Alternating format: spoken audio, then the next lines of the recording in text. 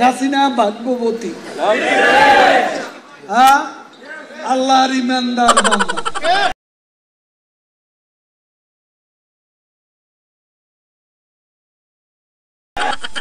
যাক, আমি আর কিছু বলতে পারি না। আমি যে এগুলি এক একদিন দেখি আর